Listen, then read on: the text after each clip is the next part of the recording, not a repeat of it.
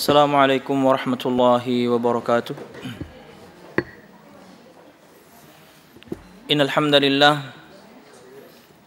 nahmaduhu wa nasta'inuhu wa nastaghfiruh wa na'udzu billahi min shururi anfusina wa min sayyiati a'malina.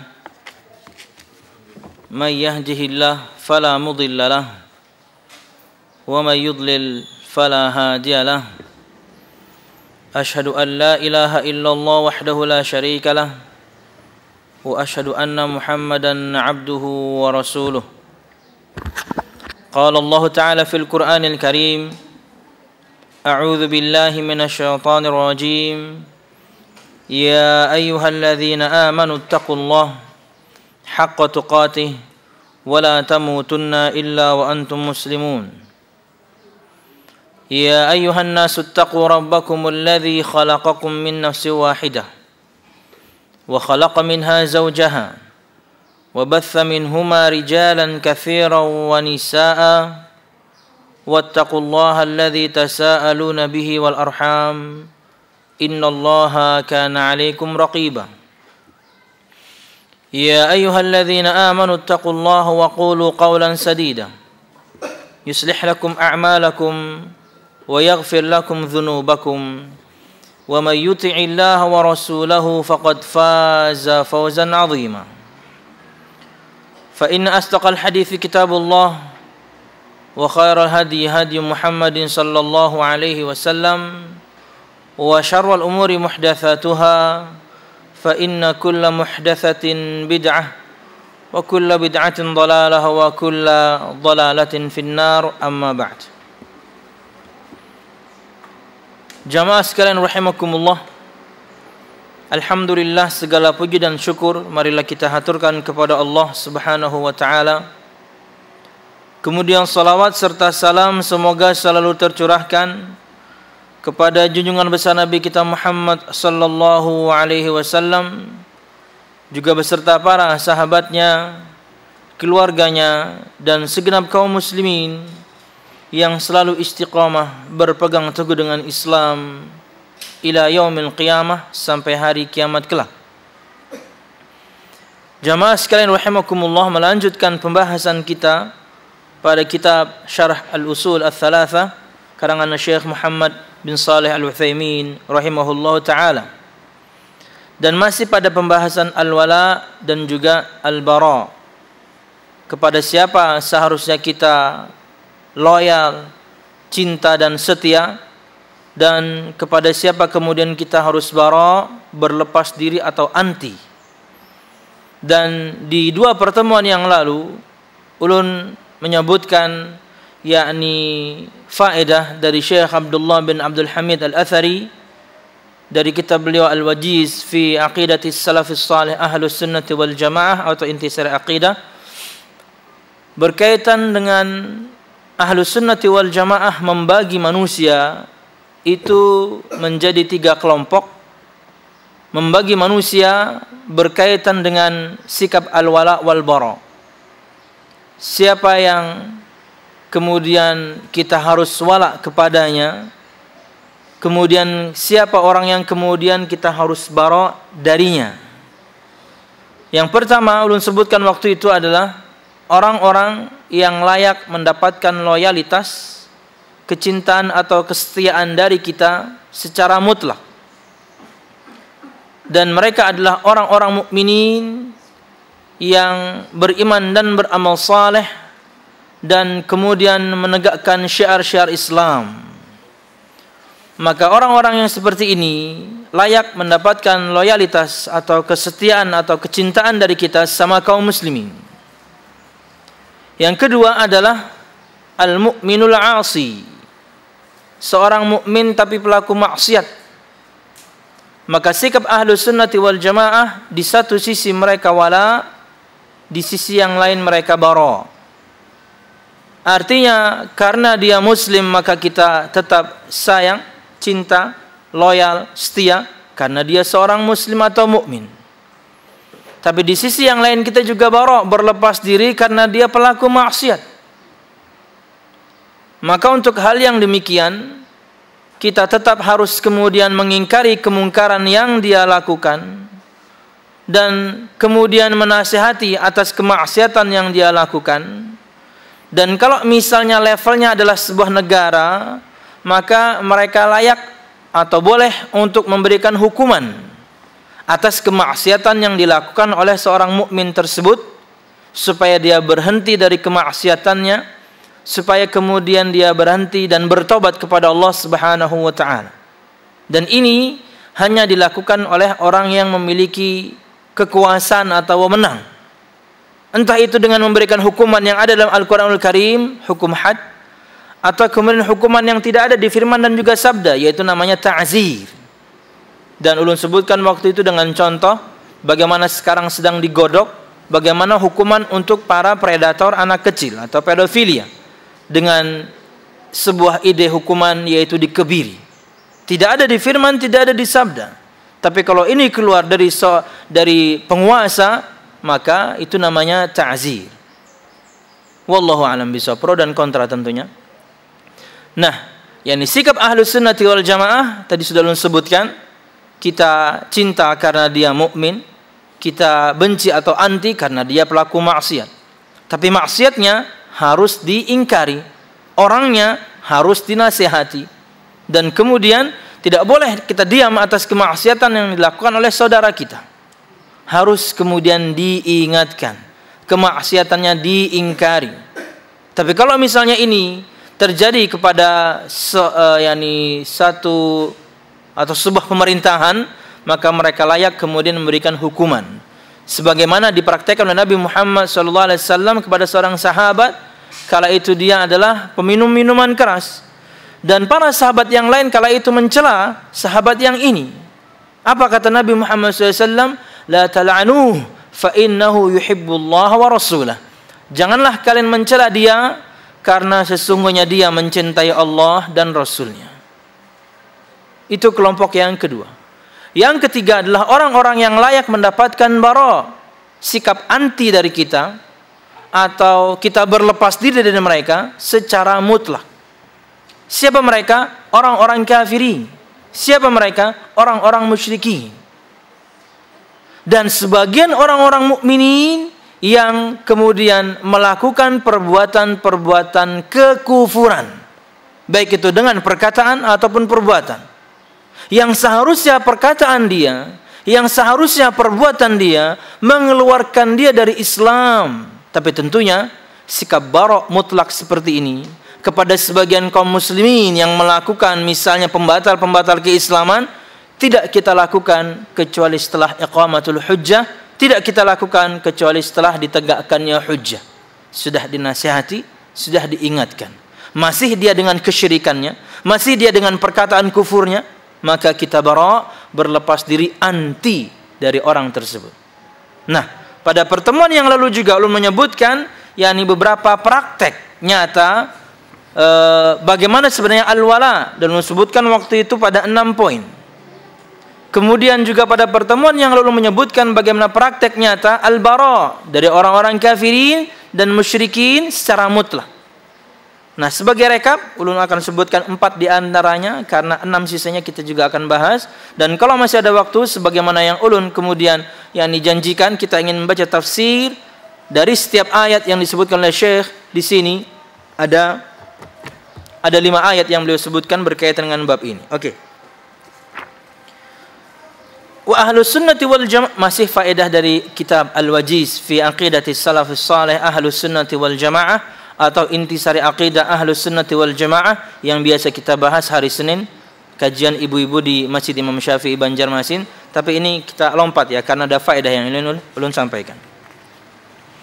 Wa Ahlus Sunnati wal Jamaah yarawna al-mu'adat fillahi taqtadi umuran minha.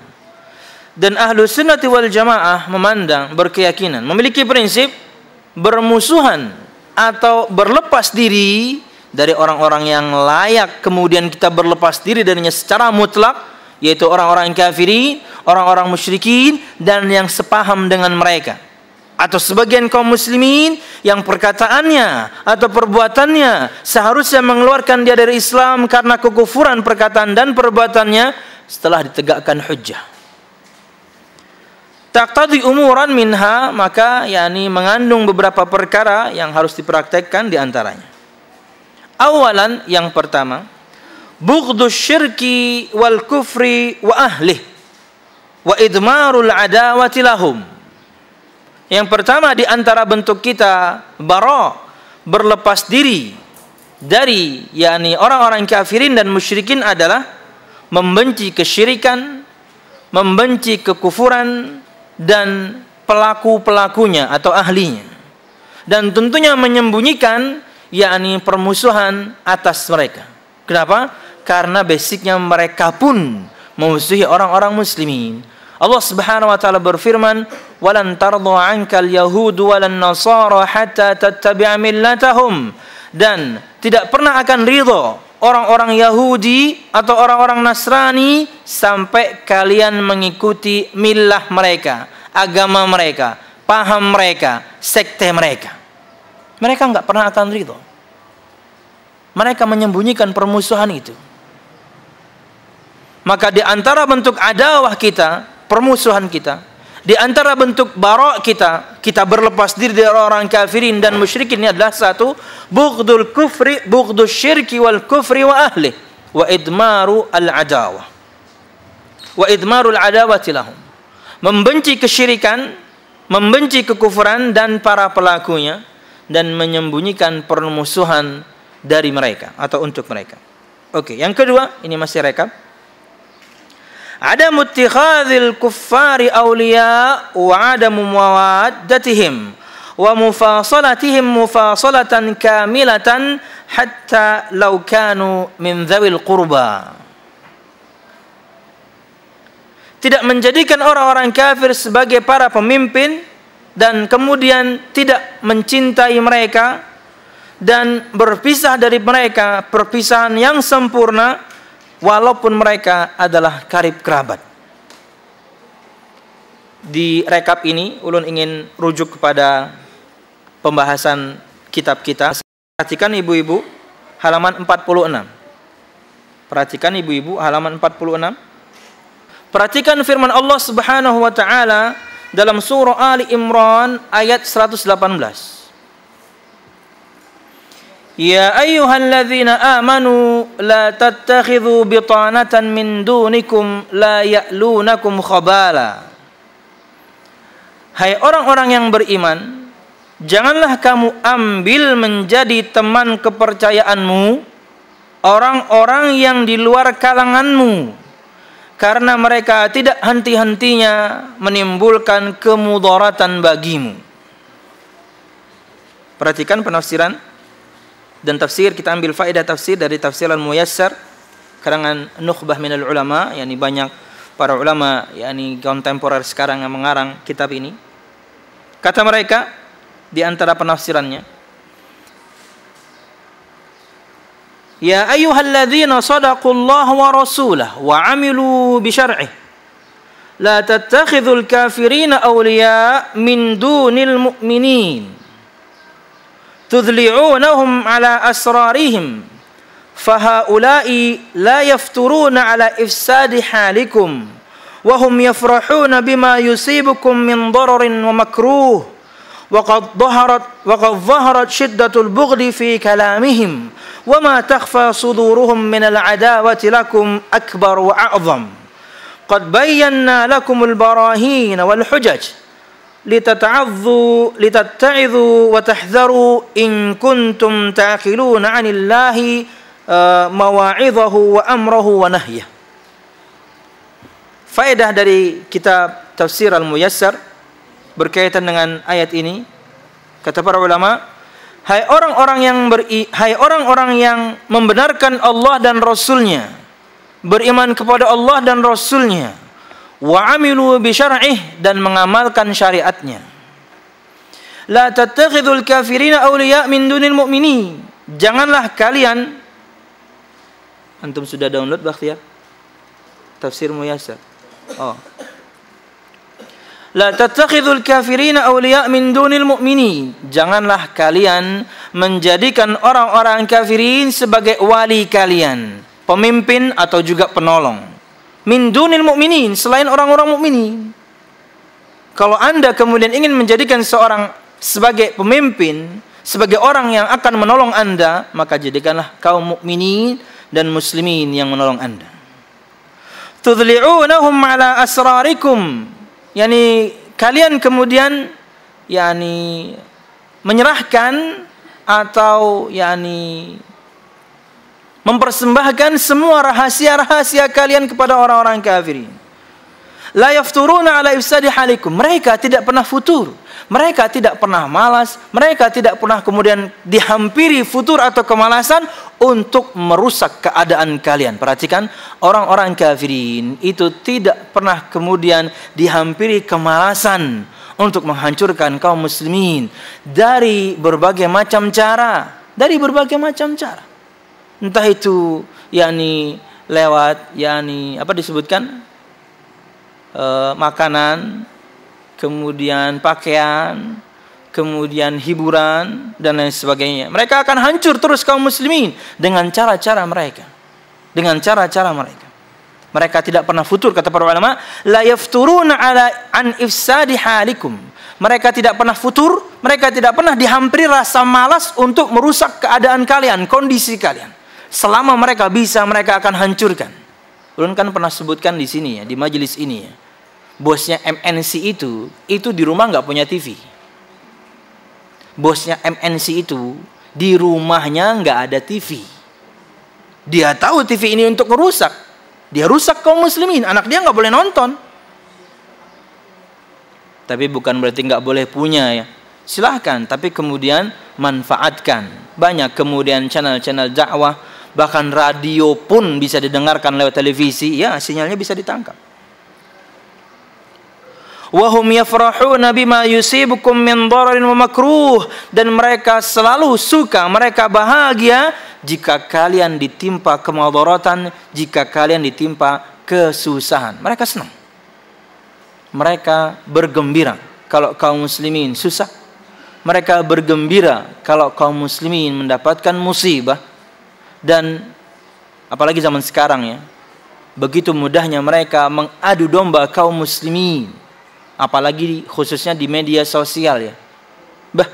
Pian di media sosial tuh, ya orang yakni sangat mudah sekali kemudian menyebarkan fitnah untuk membenturkan kaum muslimin dengan kaum muslimin yang lain di dunia maya. Pelakunya belum tentu orang muslim loh ya. Bisa jadi orang-orang kafir. Bisa jadi orang-orang musyrik. Yang ramai sekarang ini kan bagaimana diadu antar ustadz gitu ya. Potongan pendek film ustadz fulan, cak, ditampilkan. Kemudian, yakni bantahannya potongan file ustadz fulan, cak.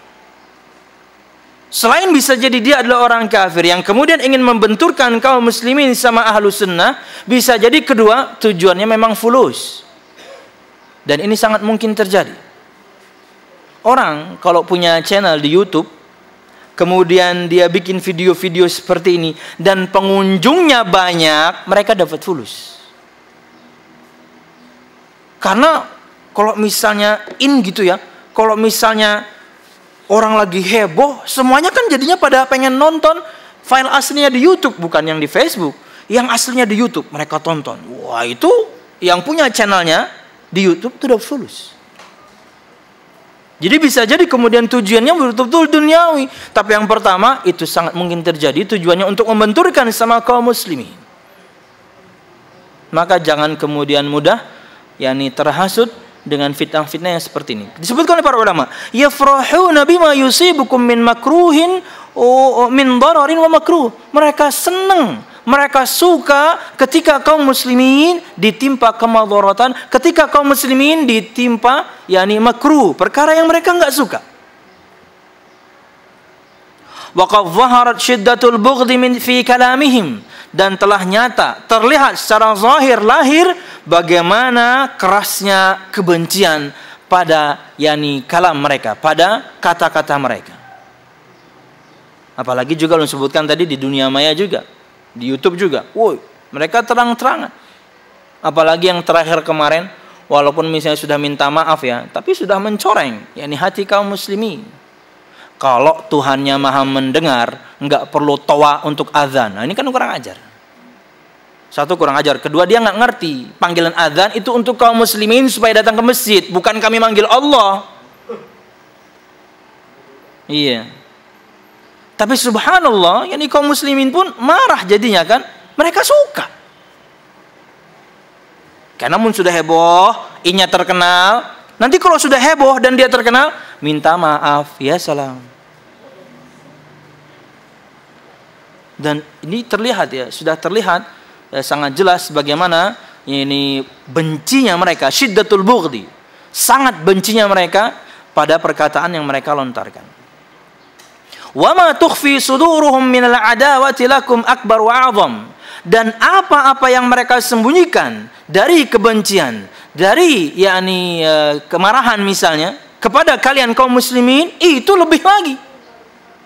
Jika mereka terang-terangan kemudian membenci kaum muslimin dengan kata-kata mereka, yang mereka sembunyikan itu lebih dahsyat. Makanya pada pekan lalu kan ulun menyebutkan dilema ya, kaum muslimin khususnya ada di Jakarta ya. Kalau misalnya kemudian Ibu Risma itu kemudian diangkat sebagai pesaing, yang satu cowok tapi kafir, yang satu muslimah perempuan. Maka kalau misalnya terpojok seperti itu dan Anda harus nyoblos, Anda harus milih, ya pilih yang muslim. Karena semuanya sudah tidak memenuhi syarat. Semuanya sudah tidak syar'i. Yang satu non muslim, yang satu cewek. Tapi ini muslim. Wallahu a'lam bishawab. Dilema ya. Dilema. Nama buah dilema. Itu delima ya. Atau pian sualah melihat buah simalakama tuh Bu. Sualah pian melihat kayak apa buahnya tuh nak. Belum ada suah. Apakah dia seperti mangga atau seperti jambu? Tapi istilahnya begitu tersebar ya, seperti buah simalakama. Kada dimakan mama mati, dimakan abah mati. Bagusnya dijual bang, kada mati berdua. Biasa orang halabiu, berjualan terus. Oke. Wa ma tukhfi suduruhum minal adawati lakum akbar wa 'azam. Dan apa-apa yang mereka sembunyikan di hati-hati mereka dari kebencian kepada kalian hai kaum muslimin, itu lebih besar, itu lebih akbar wa 'azam, lebih besar. Kata para ulama, qad bayyana lakumul barahin wal hujaj. Kata para ulama, Allah Subhanahu wa taala telah menerangkan kepada kalian petunjuk-petunjuk dan juga hujjah-hujjah, litatta'idhu wa tahdharu, agar kalian mengambil ibrah, agar kalian mengambil nasihat, dan juga supaya kalian hati-hati. Jangan jadikan orang-orang kafir sebagai wali kalian. Jangan jadikan orang-orang kafir sebagai pemimpin kalian. Larangan dari Allah Subhanahu wa taala jelas. Makanya di awal di sini disebutkan oleh para ulama, hai orang-orang yang membenarkan Allah dan Rasulnya, benar imannya kepada Allah dan Rasulnya, Anda mukmin, Anda muslim, perhatikan kata mereka, wa amilu bi syar'ih, dan mengamalkan syariatnya. Jangan jadikan orang-orang kafirin sebagai pemimpin Anda, wali Anda, orang yang Anda cintai, orang yang Anda loyali. Jangan. Ini larangan dari Allah Subhanahu wa taala. Mereka tidak pernah futur, mereka tidak pernah berputus asa, mereka tidak pernah dihampiri rasa malas sekalipun untuk merusak keadaan kalian. Mereka bahagia ketika kalian mendapatkan kemudaratan, dan mereka betul-betul terang-terangan,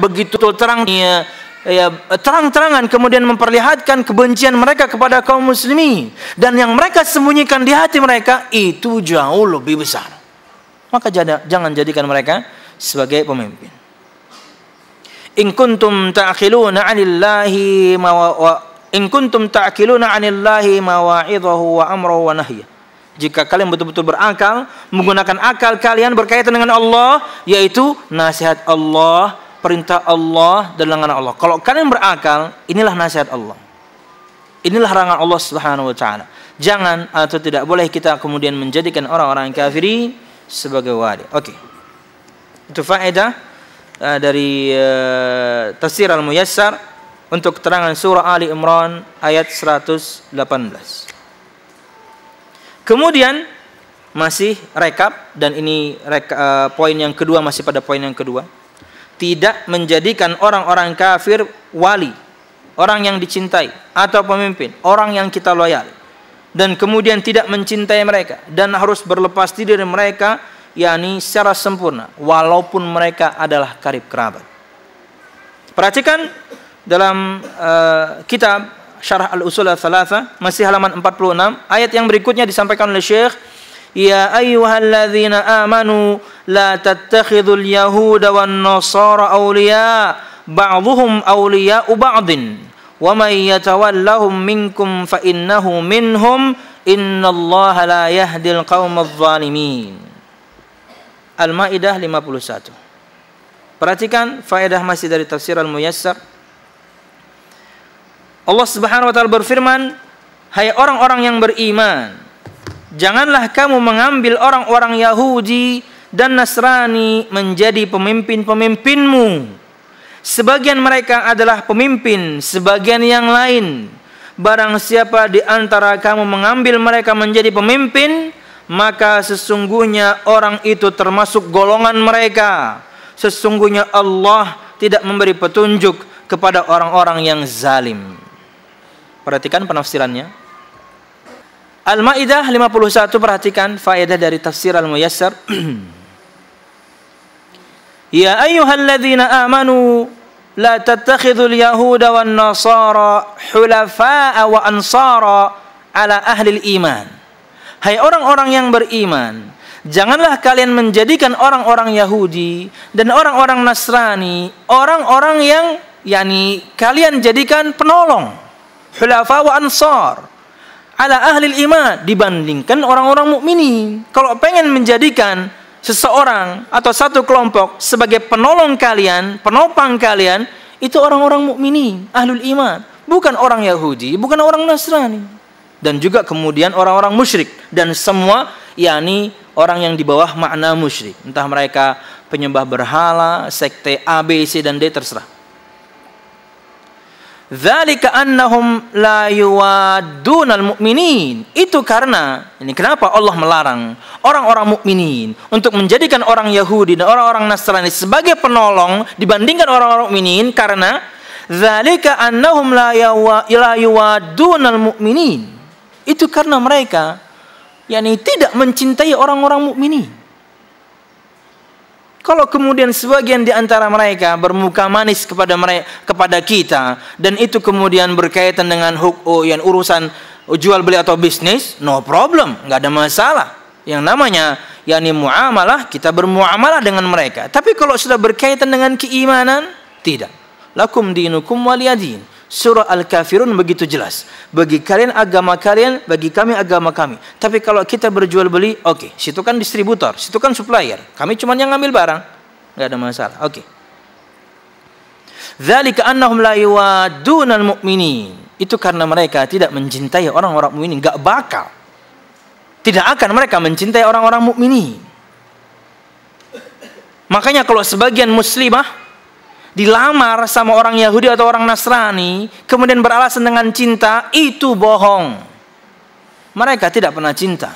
Anda Anda dinikahi, itu supaya nanti Anda kemudian murtad.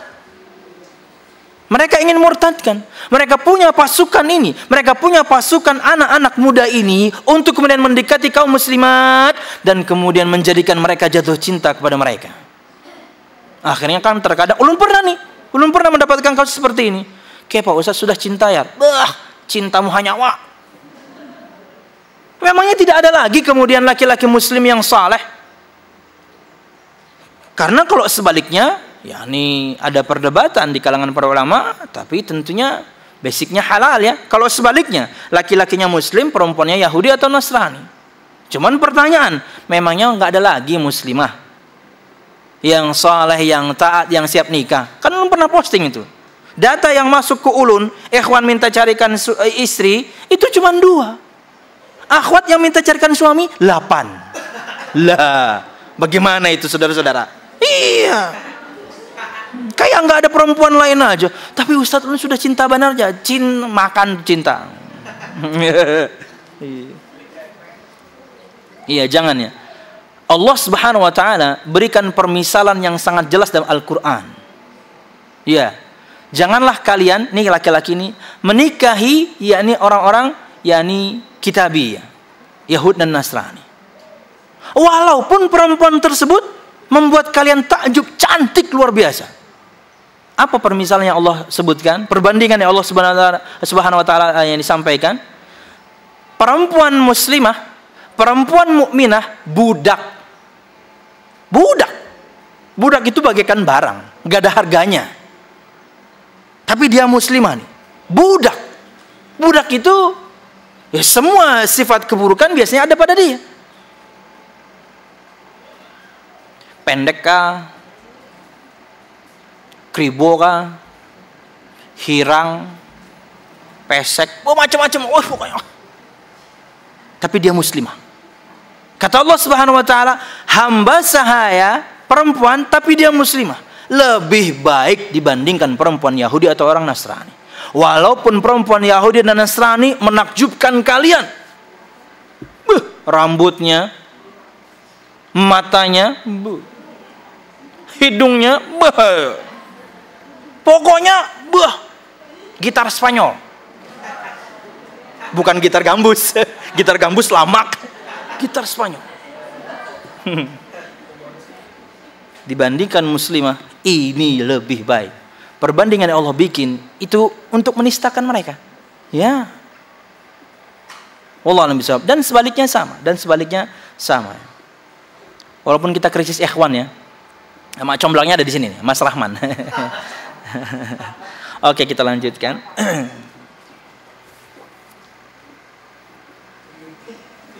Dzalika annahum la yuwadunal mu'minin. Itu karena mereka tidak mencintai kaum mukminin. Fal yahudu yuwali ba'dhum ba'dha. Orang Yahudi itu cuma cinta, itu cuma loyal terhadap sesama mereka saja.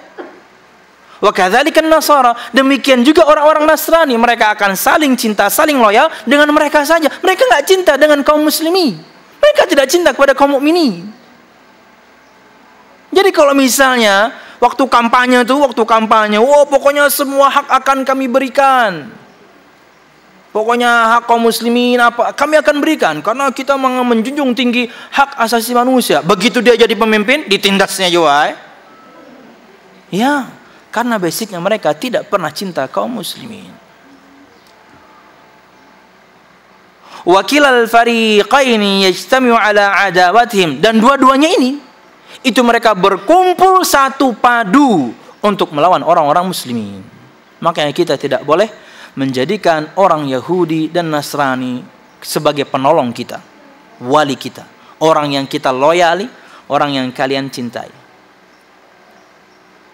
Kata beliau, kata para ulama, masih dari tafsir Al-Muyassar, wa antum ayyuhal mu'minun ajdaru bi ayyansura ba'dukum ba'dha. Dan kalian hai orang-orang mukminin, itu lebih pantas kalau kalian kemudian saling tolong satu sama lain. Jangan minta tolong sama orang kafir.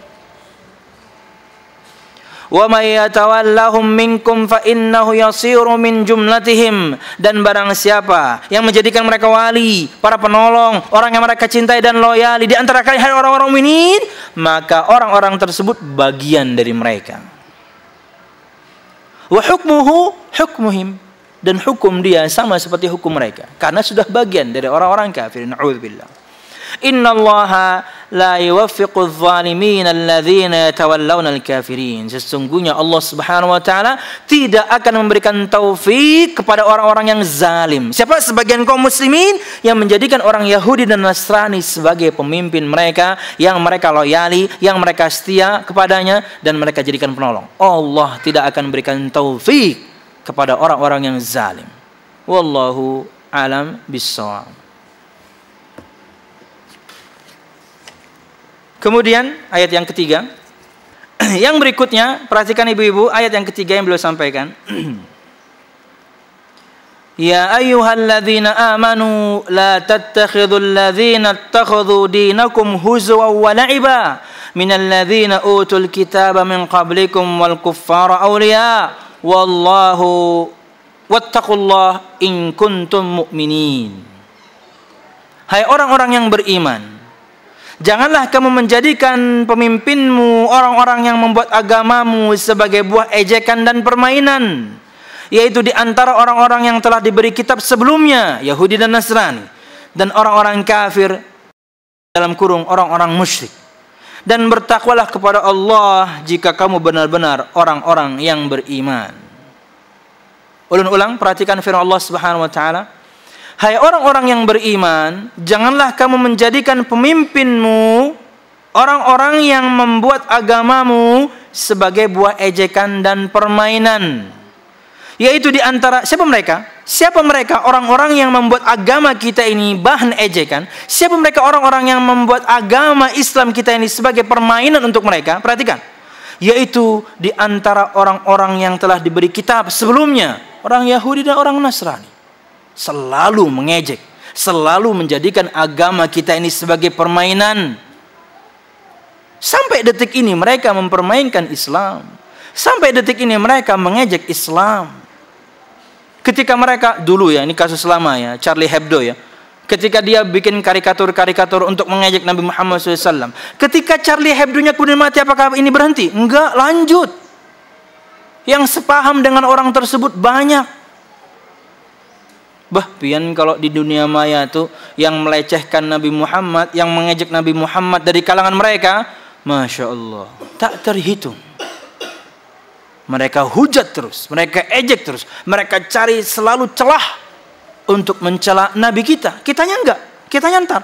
Nabi kita mereka cela. Jika nabinya tercela, apalagi pengikutnya. Kan gitu tujuannya. Tujuannya kan gitu. Nabinya mereka cela, pangkalnya. Kalau ini istilahnya masternya, pucuknya. Kalau ininya tercela, maka semua yang di bawahnya hancur. Sama seperti cara kita Ahlus Sunnah wal Jamaah, ketika kemudian membantah orang-orang Syiah, kita bantah soal keimamahan 12 itu. Kalau itunya hancur, semua keyakinan mereka hancur, gitu. Memang seperti itu. Kalau ingin kemudian menghancurkan, intinya yang dihancurkan. Tapi subhanallah, Nabi Muhammad tetap mulia. Nabi Muhammad bahkan sejak beliau masih hidup pun beliau diludahi, beliau diejek, beliau dituduh macam-macam. Tapi beliau tetap mulia dan mulia di hati orang-orang mukminin. Wallahu a'lam bishawab. Ulang. Hai orang-orang yang beriman. Ini karena kita 17 Agustus ya, makanya kita merah-merah ya. Sebab pian yang bajunya hitam itu dress code-nya salah. Harus merah hari ini, Bu. Walaupun kemarin pas pakai ini ya, itu sama lawan horden. Bah, iya salam. Pas khutbah Id sama lawan background horden. Waktu sekarang ulun kada ingat sama lu taplak meja dah. Ya Allah. Ulun kada ingat mana taplak mejanya. Aduh, ya salam. Hah? Iya, taplak meja sama biru merah hati. Iya, merah hati, merah hatiku. Oke, kita lanjut ibu-ibu. Semalam ingatlah pian banyak mana begayaan. Di editnya, alhamdulillah di editnya. Pian melihat YouTube-nya itu ditataknya sebertaan. Nggak layak tayang soalnya. Apa-apa kan dibahas, pizza lah, mie ayam lah, apapun tataknya bertahan semalam. Itu yang makan pizza dihidangkan kan dimakan-makan. Kenapa kan dimakannya? Belum ada nasi ya. Makan pizza pakai nasi kayak apa? Oke. Hai orang-orang yang beriman, janganlah kamu menjadikan pemimpinmu orang-orang yang membuat agamamu sebagai buah ejekan dan permainan. Siapa mereka? Yaitu di antara orang-orang yang telah diberikan kitab sebelummu, Yahudi dan Nasrani maksudnya, dan orang-orang kafir, orang-orang musyrik. Dan bertakwalah kepada Allah jika kamu benar-benar orang yang beriman. Al-Maidah ayat 57. Masih rekap, masih poin rekap yang kedua ya. Tapi kita ambil faedah dari kitab yang memang kita baca.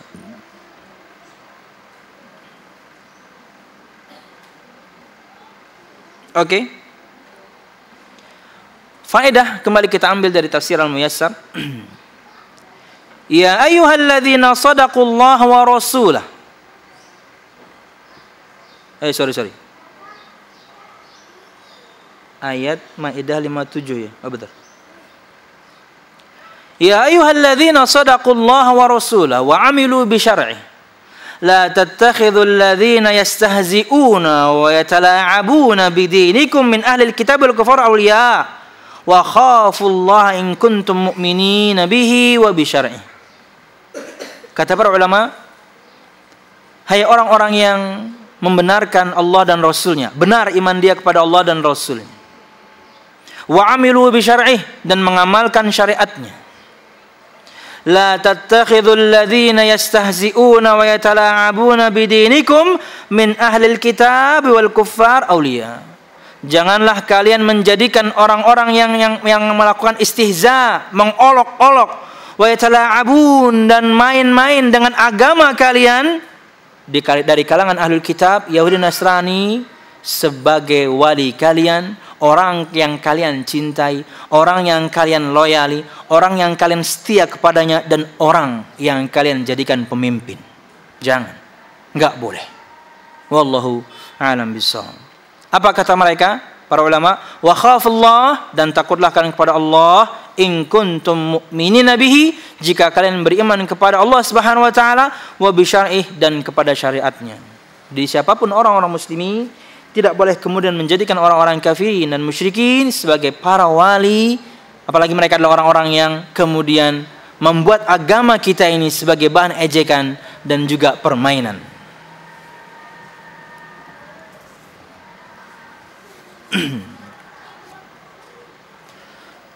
Nanti kembali kepada usul salasanya, kita pending. Kembali ke rekap nomor 3 yang ulun sampaikan pada waktu itu.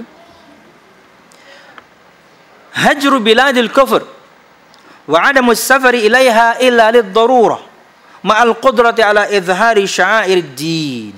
Yang ketiga, di antara bentuk barok kita, di antara bentuk kita berlepas diri dari orang-orang kafirin dan musyrikin dan ahlinya,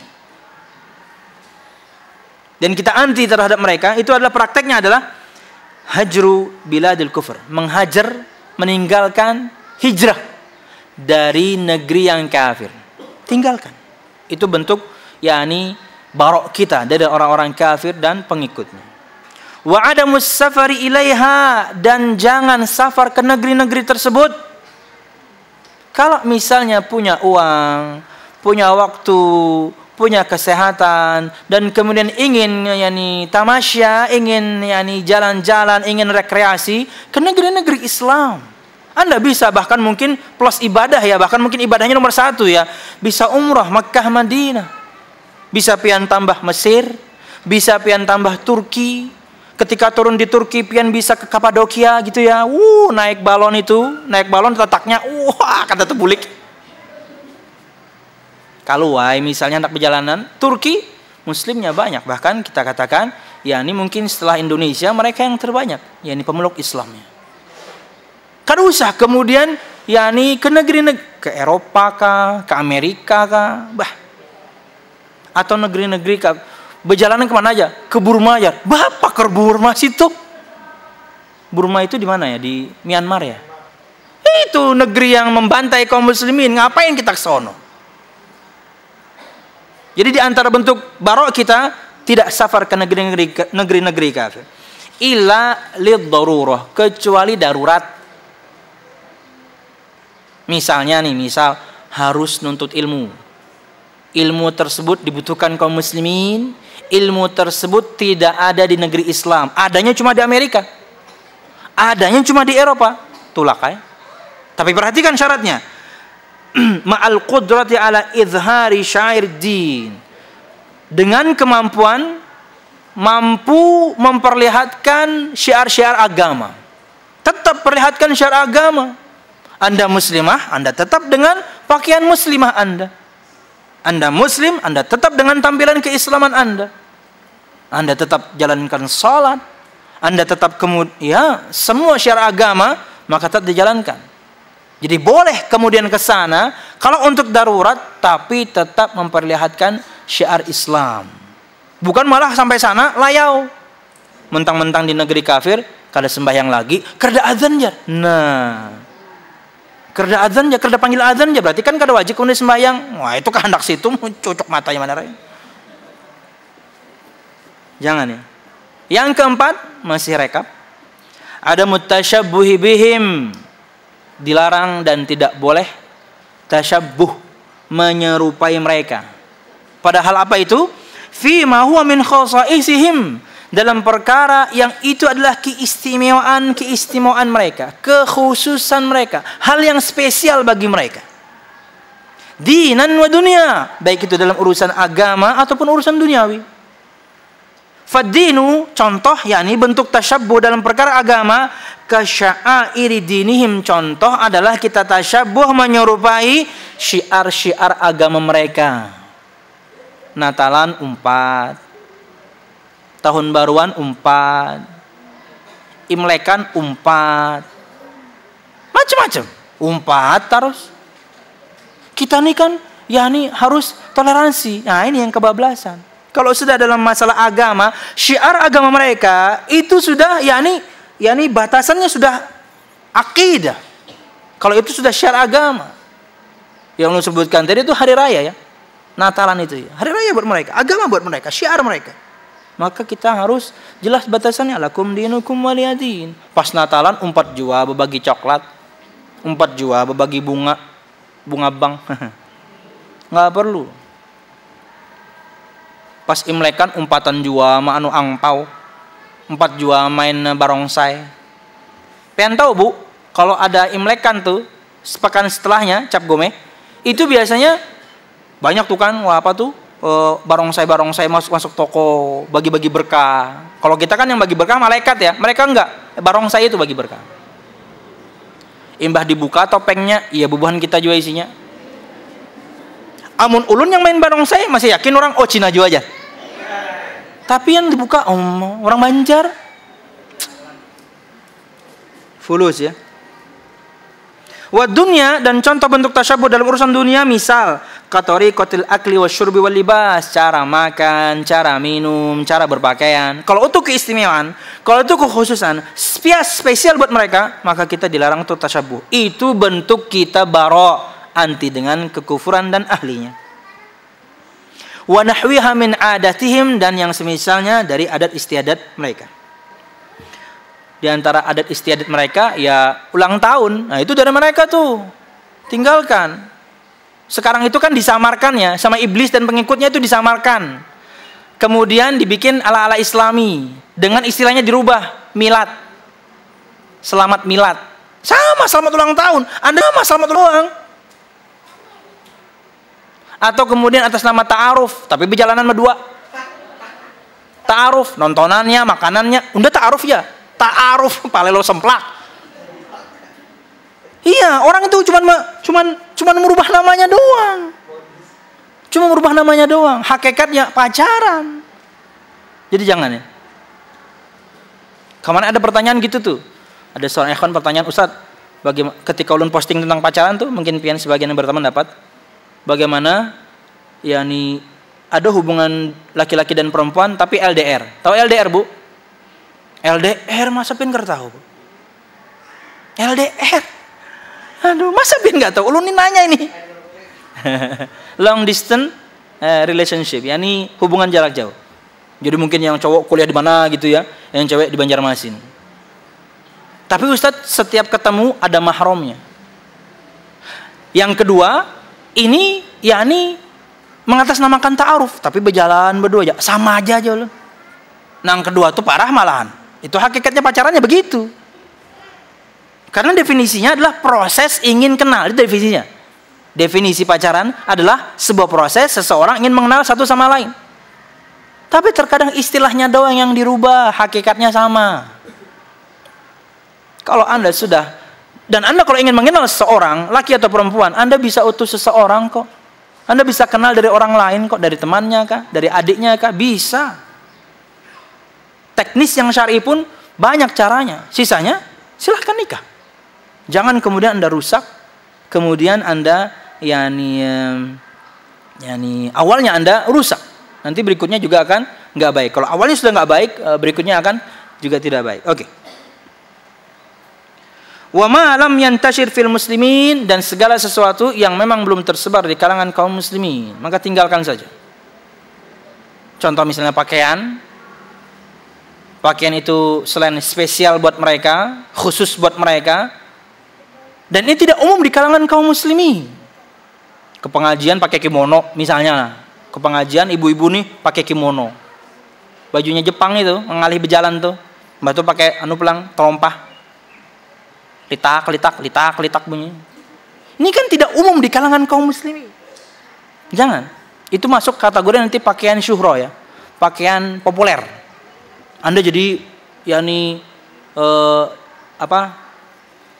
Anda jadi apa sih istilahnya spotlight itu ya? Semua mata tertuju ke Anda gitu. Wah, ini aneh nih penanya ibu-ibu aja, hanya pengajian. Jadi berjilbab tapi kimono, kayak apa tuh?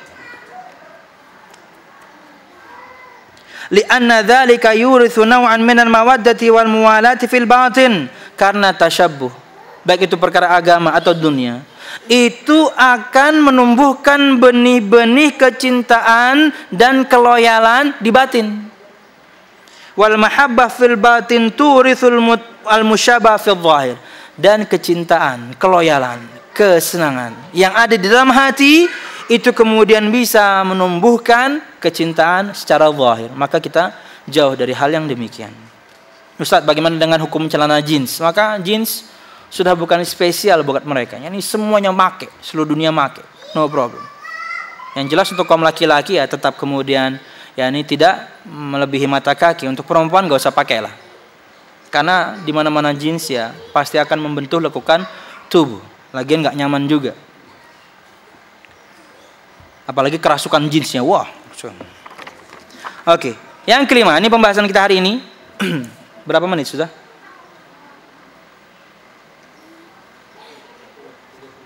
54 menit, oke. Berikut sambungan dari poin-poin di mana kita harus berlepas diri dan anti dari kekufuran dan kemusyrikan dan ahlinya.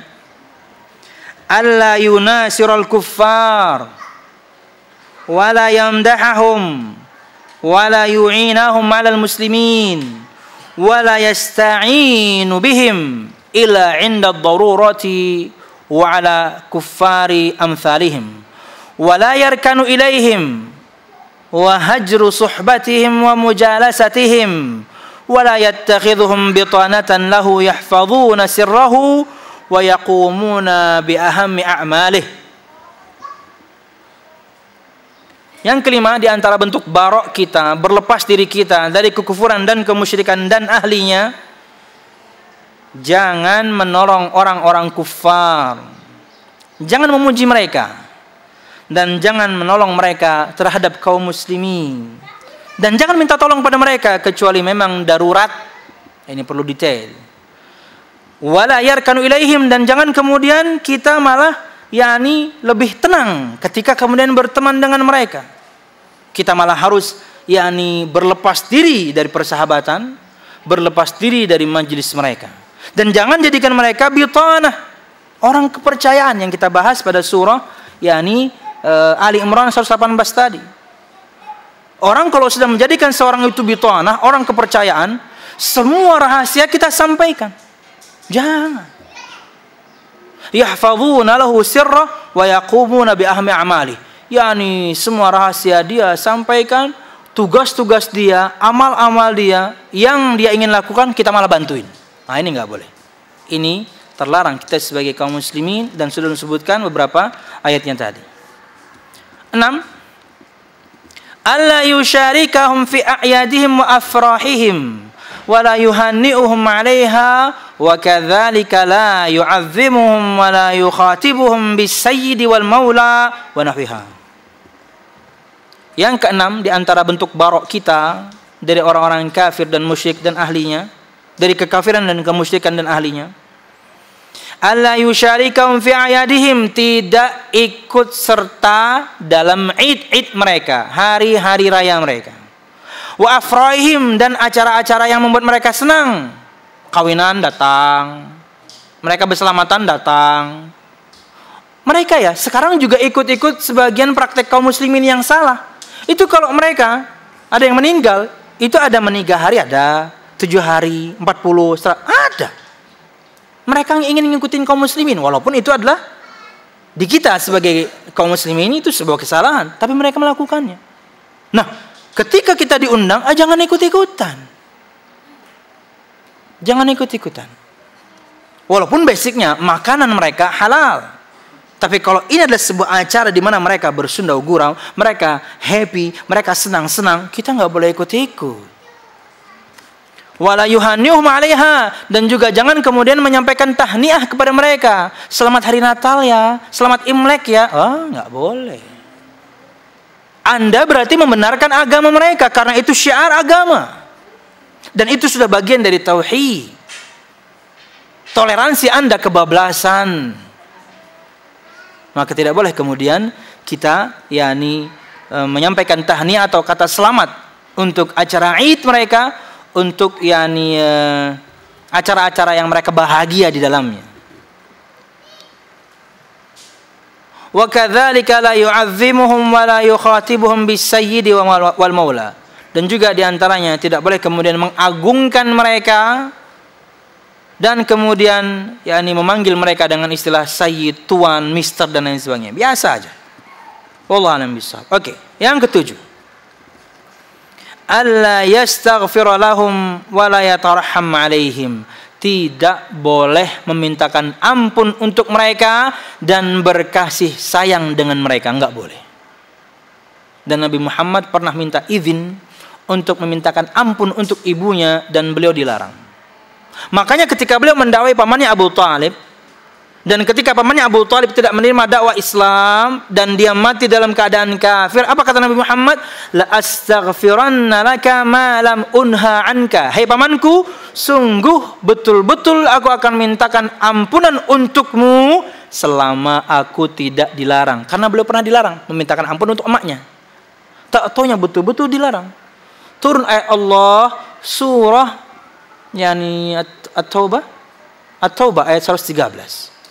Wa ma kana lin-nabi walladzina amanu ay yastaghfiru lil musyrikin walau kanu uli qurba. Tidak layak, tidak pantas, haram hukumnya bagi seorang nabi dan orang-orang mukminin memintakan ampun orang-orang musyrikin walaupun mereka karib kerabat. Enggak boleh. Kalau mendoakan mereka dapat hidayah ketika mereka masih hidup, boleh. Tapi kalau mereka sudah meninggal di atas kekufuran, kita mintakan ampun karena mereka mungkin ayah kita, karena mereka mungkin ibu kita, kakak atau adik atau paman dan bibi, enggak boleh. Nabi enggak boleh. Wallahu a'lam bishawab. Wala yatarham 'alaihim, dan juga tidak berkasih sayang dengan mereka. Enggak boleh. Berkasih sayang itu dengan sesama kaum muslimin. Apalagi cinta-cintaan sampai nikah. Wah. Oke. Yang ke-8. Sejam sudah nah, dikit lagi lah. Adamul mujahanati wal mujamalati wal mudarati lahum ala hisabiddin.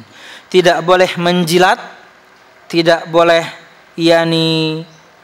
mujamalah itu apa ya? Bermuka baik ya. Berbahasa basi ya, bisa juga ya. Atau mudarah, sandiwara. Pokoknya ya seperti itu. Dalam urusan agama kemudian kita bawaannya nggak enak aja. Enggak, kalau dalam urusan agama tegas. Tegas itu bahasa Pak Soeharto ya, tegas. Tapi kalau misal dalam urusan duniawi biasa, kita bermuamalah ya biasa. Terkadang mungkin sebagian kita bahkan bertetangga dengan mereka, maka biasa saja. Oke. Yang ke-9, ada muttahakumi ilaihim aw ridha bihukmihim wa tarki ittiba'i ahwa'ihim wa mutaba'atihim fi ayyi amrin min umurihim li'anna mutaba'atahum ya'ni tarku hukmillahi wa rasulih. Tidak kemudian at-tahakum, melakukan pencarian hukum kepada mereka. Artinya mereka menjadi rujukan dalam kita berhukum. Dan kemudian juga tidak boleh ridho dengan hukum yang mereka bikin atau buat. Dan kemudian mengikuti hawa nafsu mereka. Dan juga meninggalkan apapun perintah atau perkara dari perkara-perkara atau perintah-perintah mereka. Karena mengikuti mereka itu berarti kita adalah meninggalkan hukum Allah dan Rasulnya. Ini lebih kepada Ini pembahasan politik sebenarnya, tidak ingin masuk ke dalamnya. Yang ke-10, alla yabda'hum bi tahiyyatil Islam, assalamualaikum. Jangan memulai mereka dengan ucapan salam yang ma'ruf dalam Islam, assalamualaikum, enggak boleh. Biasa aja. Tapi kalau mereka yang memulai dan lafadznya jelas assalamualaikum, waalaikumsalam, jawab, enggak ada masalah. Karena kata-katanya jelas, assalamualaikum, keselamatan bagi kalian juga, kalian arti di dunia, di akhirat ente mah susah. Gitu. Tapi kalau misalnya jelas di telinga kita mereka mengatakan assalamualaikum, lamnya hilang, assalamualaikum, lamnya hilang, itu artinya racun. Asamu itu artinya racun, kebinasaan. Kebinasaan bagi kalian, racun bagi kalian. Maka jawaban yang diajarkan Nabi Muhammad SAW, waalaikum, kalian juga. Artinya mereka mendoakan mudahan kalian mendapatkan kemudaratan, mendapatkan racun, tertimpa macam-macam. Apian juga, kayak itu jawabannya yang diajarkan Nabi Muhammad sallallahu alaihi wasallam. Wallahu a'lam bishawab.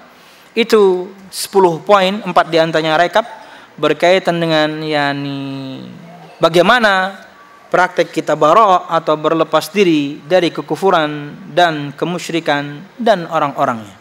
Wallahu a'lam bishawab. Itu mungkin yang bisa ulun sampaikan. Mudah-mudahan bermanfaat. Salah dan khilaf ulun mohon maaf. Mudah-mudahan kajian kita diberikan Allah SWT. Amin ya rabbal alamin.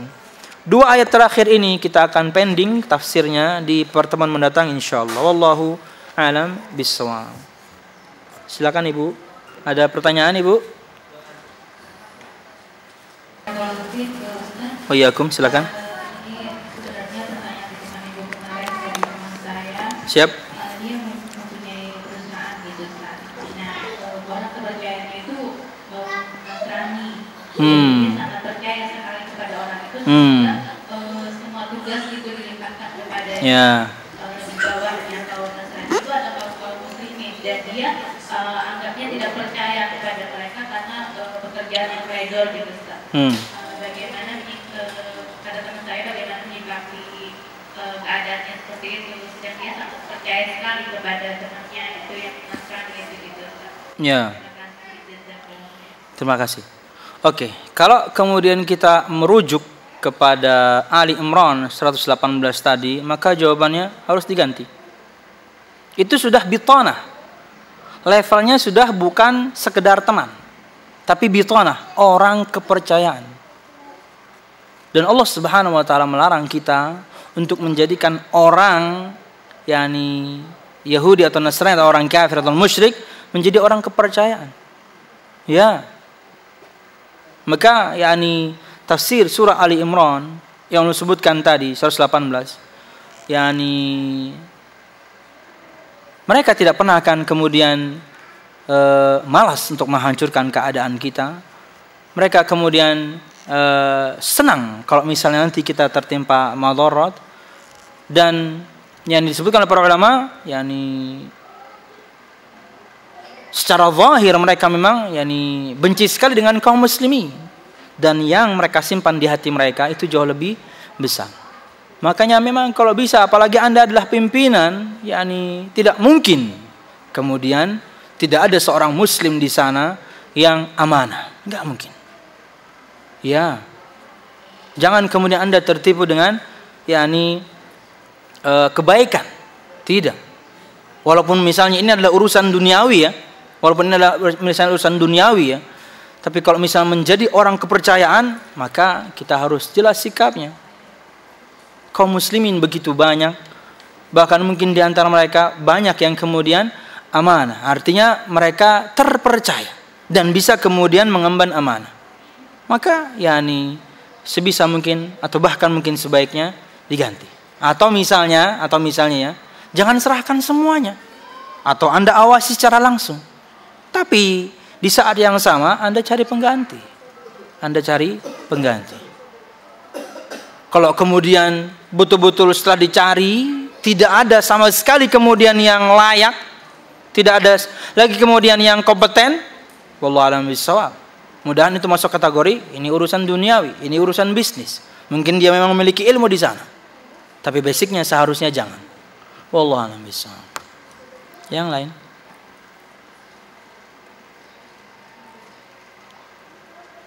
Berat ya ini urusan perusahaannya. Tapi Anda muslim, Anda harus punya prinsip. Dan ini di antara prinsip al-wala wal bara.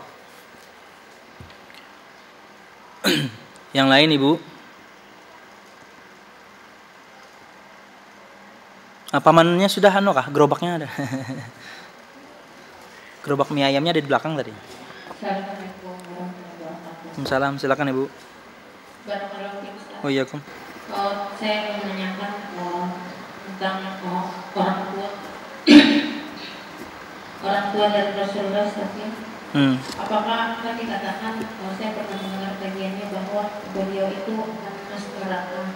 Apakah tidak ada pengkhususan Ustaz dari Allah buat mereka karena putra mereka kan adalah orang yang siap.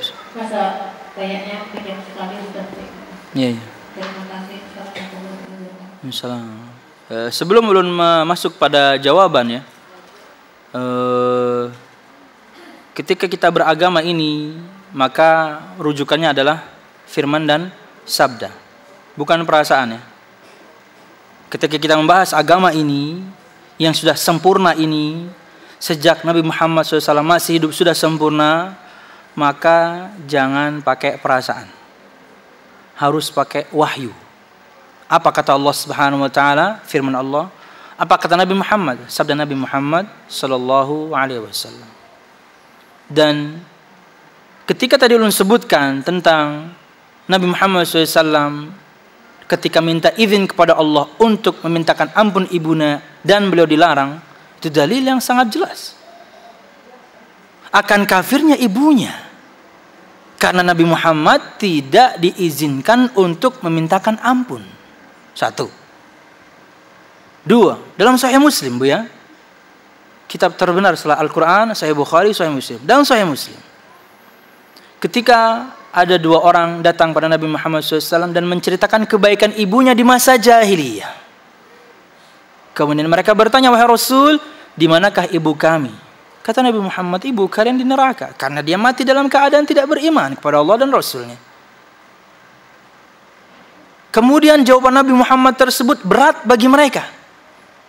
Ketika mereka berpaling, Nabi Muhammad memanggil dan bersabda, sesungguhnya ibu kalian dan ibuku di neraka. Ini sabda. Kalau kita ingin beragama, pakailah firman, pakailah sabda. Ini agama wahyu, jangan pakai perasaan. Kalau pakai perasaan, jangankan pian, semua kaum muslimin pengen mereka masuk Islam. Semua kaum muslimin pengen orang tua Nabi Muhammad mati di atas Islam, tapi kan tidak. Di dalam riwayat Imam Ahmad dengan cerita yang kurang lebih sama, ketika seorang bertanya kepada Nabi Muhammad SAW, di mana ayahku? Ayahku dan ayahmu di neraka. Sabda Nabi Muhammad SAW. Kalau misalnya ada syubhat bahwasanya ada disebutkan dalam sebuah hadis, orang tua Nabi Muhammad dihidupkan dan kemudian mereka masuk Islam dan dimatikan kembali, hadisnya palsu. Bagaimana mungkin kemudian hadis palsu bisa menggeser hadis sahih riwayat Imam Muslim? Kan nggak bisa. Hadisnya palsu ini. Kalau ini hadisnya sahih, yang itu sahih, baru kita akan mendapatkan masalah. Bagaimana cara kita menggabung? Ini dikatakan masuk Islam, di sana Nabi mengatakan mereka di neraka. Baru kita pusing. Sekarang kita nggak pusing, kenapa? Yang ini hadisnya palsu. Tidak mungkin bisa kemudian menggeser keabsahan sabda Nabi Muhammad sallallahu alaihi wasallam. Syubhat kedua, dikatakan bahwasanya orang tua Nabi Muhammad itu kenapa tidak beriman? Karena mereka hidup di masa fatrah, di masa kekosongan, tidak ada nabi, tidak ada rasul. Wajar jika mereka tidak beriman, nggak ada nabi, nggak ada rasul. Masa fatrah adalah masa jeda kekosongan di antara 2 nabi. Dan jeda antara Nabi Isa sampai Nabi Muhammad 400-an tahun lebih, bahkan mungkin itu tidak ada nabi, tidak ada rasul. Nah, mereka hidup di masa itu. Maka katanya mereka memiliki hukum-hukumnya orang yang hidup di masa fatrah. Apa itu? Nanti di hari kiamat Allah akan uji. Di antara orang-orang yang akan Allah uji di hari kiamat, riwayat Imam Ahmad, kata Nabi Muhammad, orang yang tuli, orang yang pikun, orang yang idiot, orang yang hidup di masa fatrah. Dan bentuk ujiannya adalah perintah Allah Subhanahu wa taala, masuklah kalian semuanya ke nerakaku. Kata Nabi Muhammad SAW, jika mereka mentaati Allah, niscaya mereka akan selamat. Karena itu sekedar ujian. Oke, dulu kalian ketika di dunia hidup di masa fatrah, nggak ada nabi, nggak ada rasul, tidak ada rasul yang menyampaikan risalah kepada kalian, nggak sampai ke telinga kalian. Oke, dulu kalian ketika di dunia kalian idiot, kalian pikun, kalian tuli, tidak mendengarkan firman dan sabda. Tapi sekarang kan perintah langsung masuk ke nerakaku. Taat atau tidak?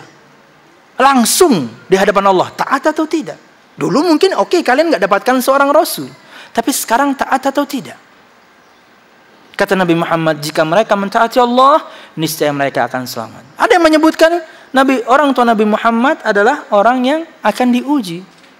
Selain ulun katakan wallahu alam bisawab, tapi sebagai jawaban, di zaman itu ada Waraqah bin Naufal. Di zaman itu ada orang yang beriman namanya Waraqah bin Naufal.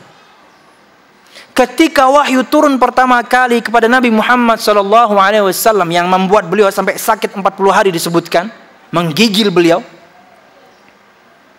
Sejarah ketika pertama kali beliau didekap dan disuruh membaca Iqra bismi rabbikal ladzi khalaq itu. Kan Nabi Muhammad pulang. Kemudian beliau berkata kepada istrinya, "Dathiruni, zammiluni, selimuti aku." Menggigil beliau. Karena dahsyatnya proses kala itu, datangnya Jibril alaihissalam kepada beliau sallallahu alaihi wasallam. Kemudian kan Khadijah mendatangi anak pamannya. Siapa? Seorang pendeta. Siapa? Waraqah bin Naufal. Apa kata dia? Sungguh yang datang kepada suamimu sama seperti yang datang kepada Nabi Musa. Sungguh jika ketika suamimu diutus menjadi rasul, karena itu baru menjadi nabi ya. Jika diutus menjadi rasul dan saya masih hidup, saya akan tolong dia. Kata dia. Itu dalil dia beriman. Loh, kenapa ada orang beriman padahal Waraqah bin Naufal pun adalah hidup di masa fatrah? Sebelum berita itu ada, kan dia berarti hidup di masa tidak ada nabi, tidak ada rasul. Tak taunya dia masih berpegang teguh dengan agama Hanif, agama Nabi Ibrahim. 23 yakni angkatan atau 23 yakni generasi di atas Nabi Muhammad masih ada yang beriman. Dalil bahwasanya orang tua Nabi Muhammad memilih untuk tidak beriman.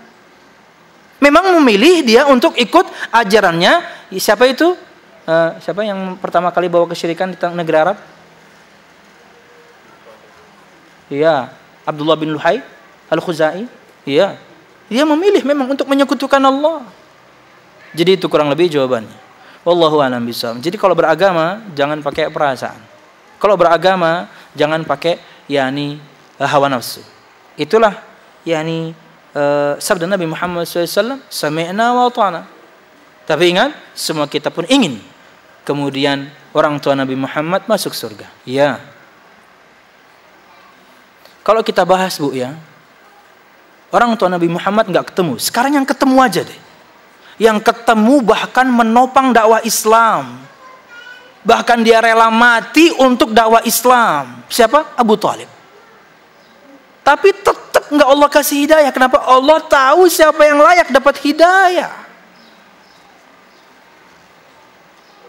Pembahasan besarnya adalah untuk semua kita.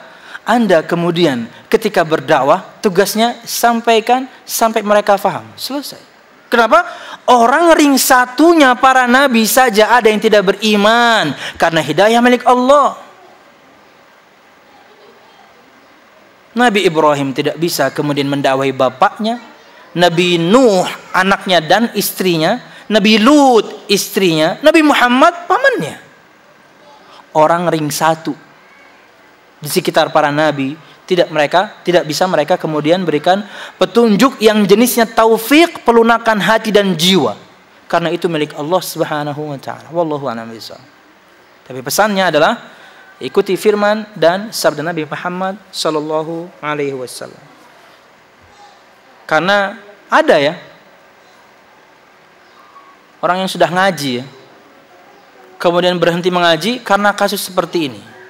Enggak benar berarti. Anda berhenti ngaji karena ada syariat yang enggak cocok dengan hawa nafsu Anda. Salah. Hawa nafsu Anda harus tunduk sama syariat ini. Perasaan Anda harus tunduk sama syariat ini. Kalau betul-betul kita membenarkan iman kita kepada Allah dan Rasulnya dan beramal saleh. Wallahu a'lam bishawab.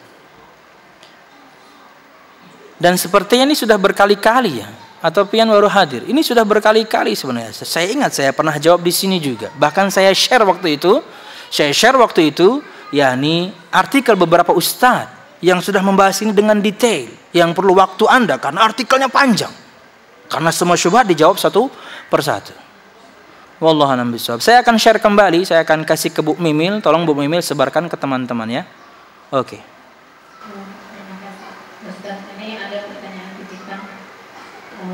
Kalau misalnya seorang suami meninggal, kemudian istri menikah lagi tidak lama, Ustaz, kemudian rumahnya dijual, rumah dari suami yang meninggal ini, mempunyai anak 5, apakah istri ini masih dapat bagian, Ustaz, walaupun sudah menikah dengan suami yang baru? Ulang. Seorang suaminya meninggal. Ustaz. Oke. Kemudian istrinya nikah lagi, dan rumahnya, rumah peninggalan suami yang lama ini, suami yang sudah meninggal ini dijual. Apakah istri yang sudah menikah lagi ini masih dapat bagian? Oh, siap. Jadi seorang wanita ditinggalkan oleh seorang laki-laki dengan harta. Anaknya ada berapa, Bu? Anaknya ada berapa, Bu? 5. Anaknya 5. Laki-laki berapa? Laki-laki 2. Laki-laki 2.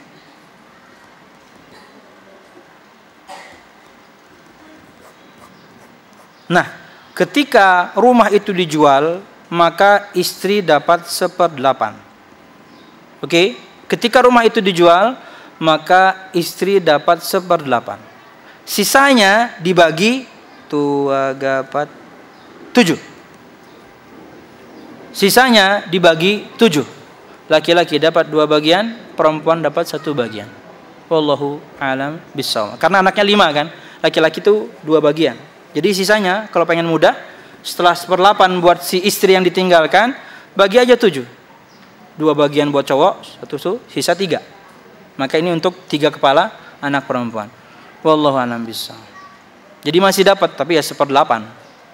Kecuali ini. Kalau rumah itu dibangun dengan harta bersama. Nah, ini penting. Kalau rumah, mungkin istrinya waktu itu kerja ya, suaminya juga kerja ya, sama-sama kerja, bangun rumah dengan duit sama-sama. Maka harus dihitung dulu kadarnya. Kadar fulus si istri itu waktu membangun berapa? Apakah 30%? Apakah 40%? Apakah 50%? Maka dihitung.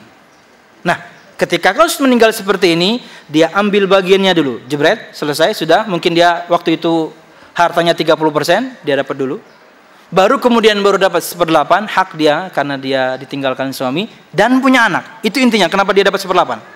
Dia ditinggal suami dan punya anak. Karena kalau ditinggal suami tapi enggak punya anak, 1/4 dia dapatnya. Dia dapat 1/8 dan bagian yang pertama kalau memang dia pekerja atau bekerja waktu itu. Sisanya baru bagi 7. Dan kemudian dibagi ke 5 kepala anak tersebut. Wallahu a'lam bishawab. Sudah, Ibu? Sudah 11:30 ini. Oh, silakan Pak Musa bertanya. Harta waris itu gimana, Ustaz?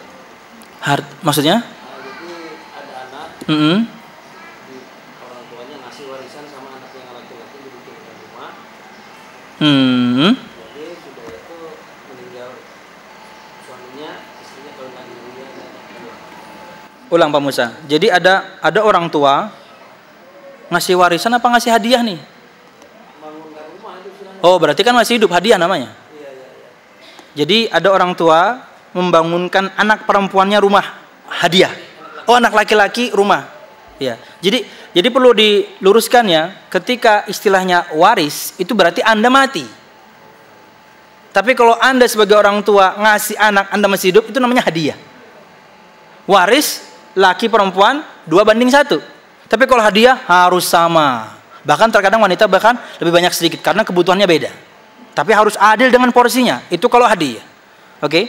Seseorang memberikan anaknya rumah, cowok ya. Kemudian anak laki-laki ini meninggal.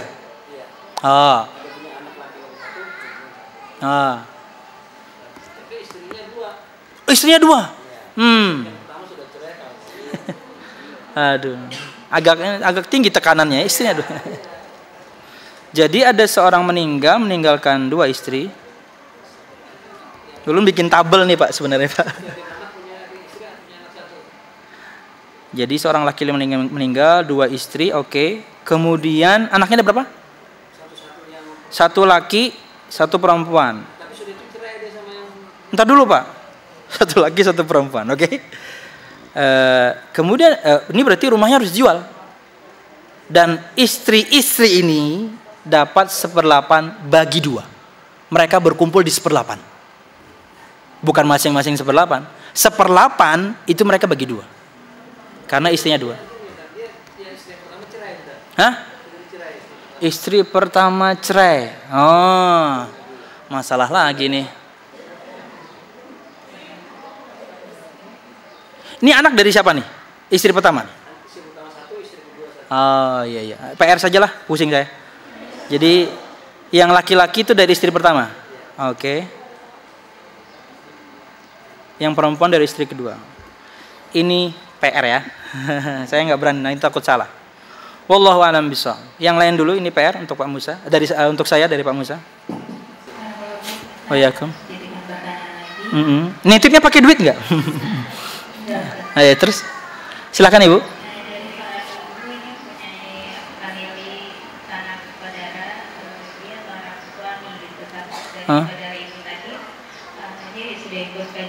Alhamdulillah dan sekarang sudah memakai atribut pakaian tampilan sunnah. Kemudian si istri ini tidak meridhoi, tidak menyukai atas suaminya ikut kajian sunnah.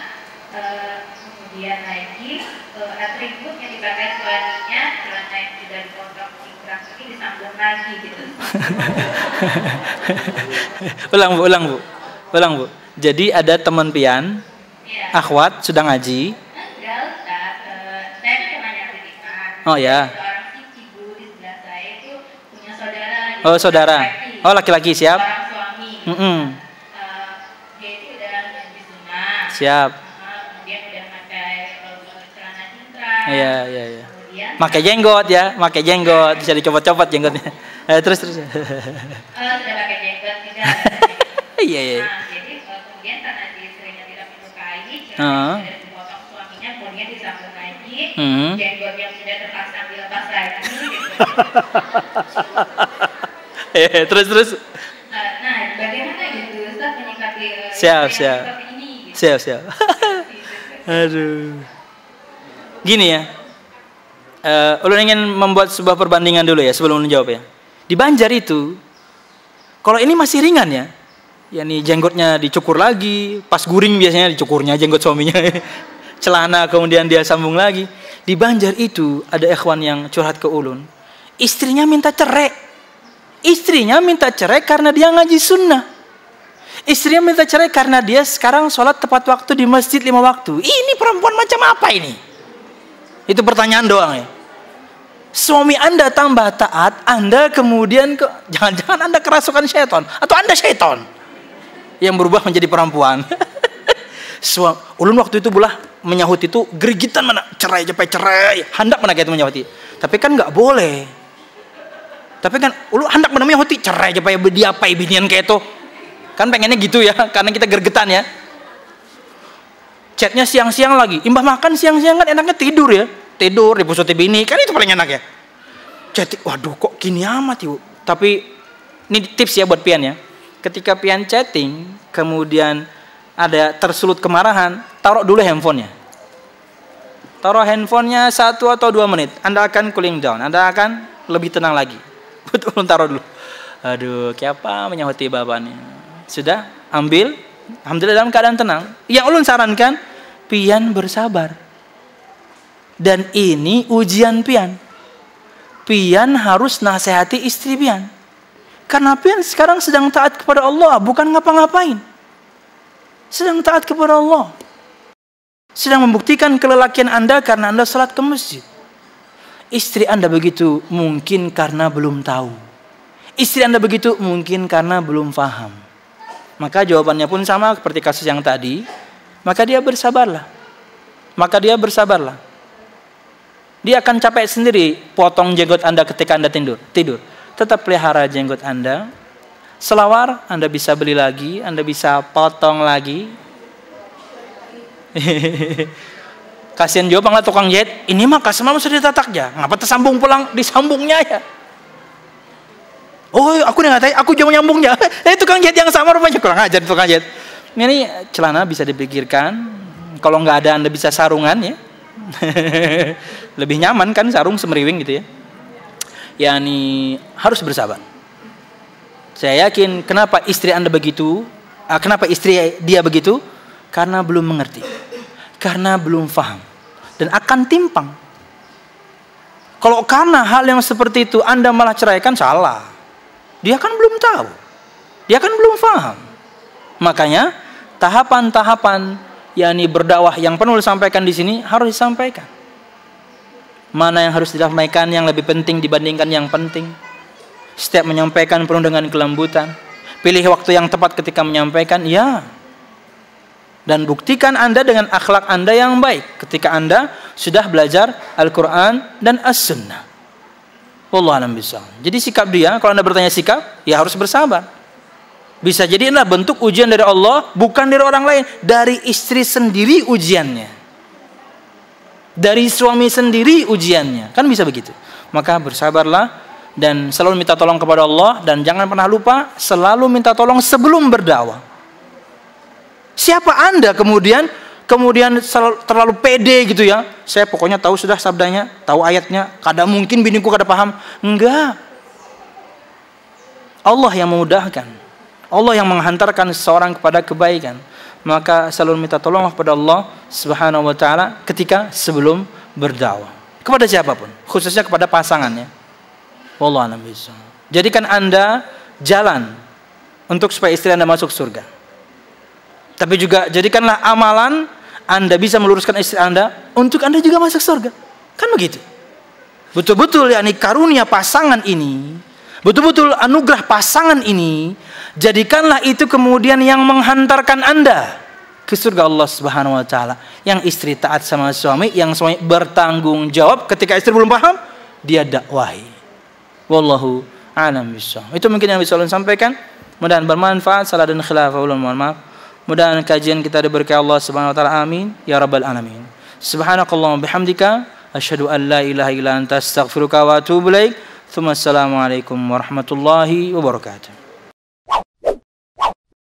Yuk ikut dukung dan berpartisipasi perjuangan dakwahsunnah.com dengan cara berikut.